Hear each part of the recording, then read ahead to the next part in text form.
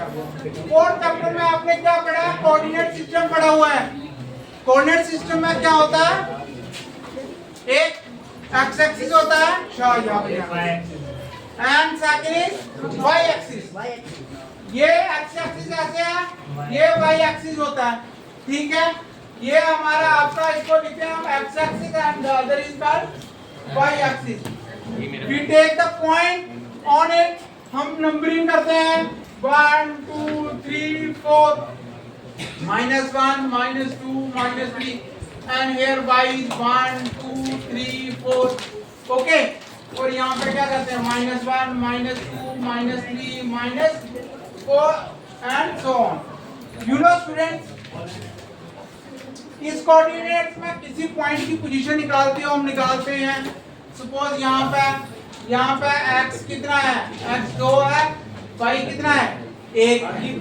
x 2 है and y is 1। इसी तरह दूसरा पॉइंट होता है कि अगर यहाँ पे होगा तो उसमें हम क्या करते हैं? उसका डिस्टेंस निकालते हैं। और you know I have told so many time about the distance formula. You know distance is equal to x2 minus x1 का whole square plus y2 minus y1 का whole square. This is the formula which we usually use, ठीक है। There are given two points are given. Suppose this is A point and this is B point. This is x1 and y1 and other is x2 and y2. You know these are the coordinates. ये x ये हमें दिए होंगे, ये हमें अमूमन दिए होंगे और हमने इनके बीच में डिस्टेंस निकालना है। तो what we use this formula, distance formula, to find the distance between the 2 points. Okay, between any 2 points we can find the distance while using this formula. Okay, now let us do the question number 4. We will use the same formula will be used, distance formula will be used to find the distance between the 2 points. तो आपने या जैसे as you read about GPS, आपका GPS होता है, GPS mean global positioning system, ठीक है। तो ये थोड़ा इसके advance stage, this is advancement of your coordinate geometry. We can find the location of any point on the earth. Just like you are going in the city, you have to find some distance, the points, you just have what you have to do, you just put the location and your Google map will tell you what is the distance between these 2 points.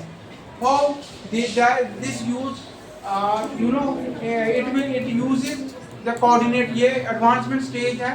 तो location is given to your mobile and you know whenever you put the destination, suppose you are in a city, you have to go to Gandhinagar and name a particular shop, you put the particular shop I want to go, then Google map will tell you left right how much distance and also tell how much time will it take, or whenever you go it will tell you that keep left right left।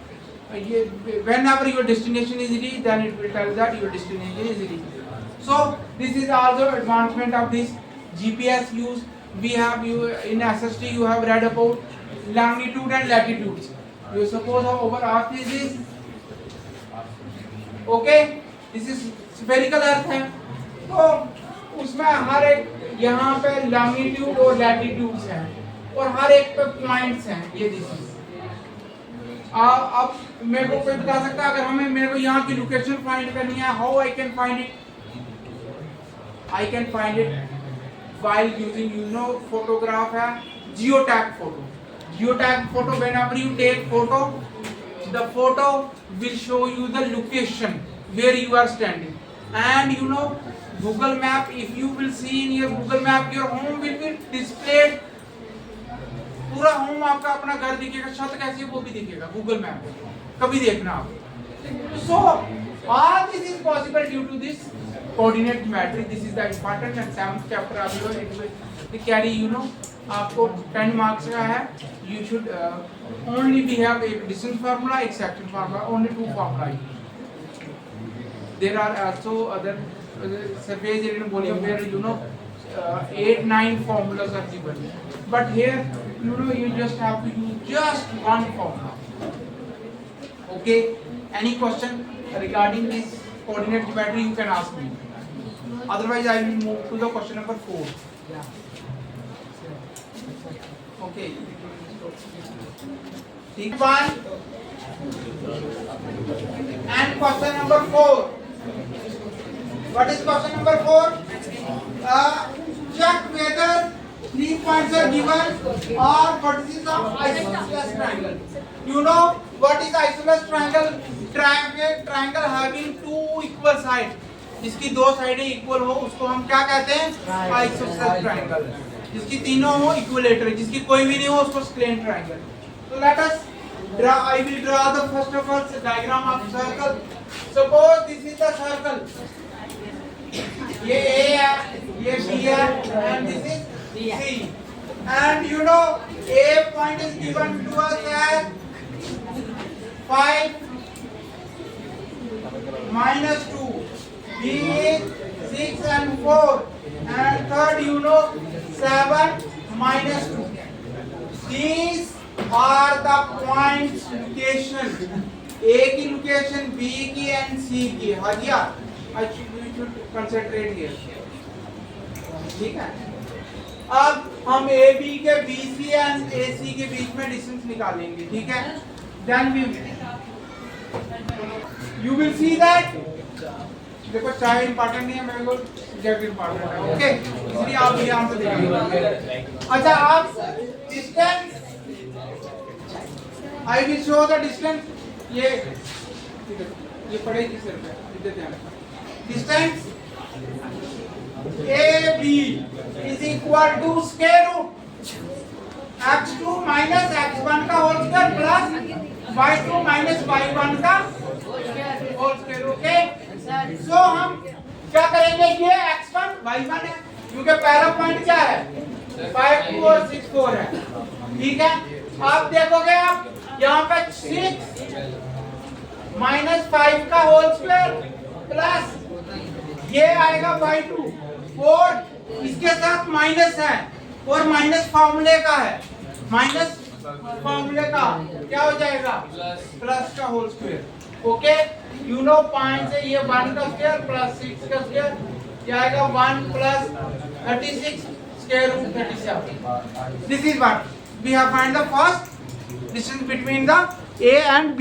Now I will try to find the distance between B and C. B and C. Distance BC. Same is the formula. x2 minus x1 का whole square plus y2 minus y1 का whole square. Same B और C के बीच में है, तो ये x1 y1, this is x2 y2. तो यहाँ पे क्या आएगा? 7 minus 6 प्लस -2 -4 का whole square.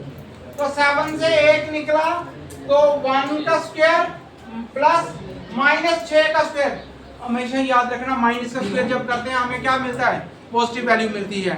-6 into -6 plus 6. This is 1 plus 36 is equal to square root 37.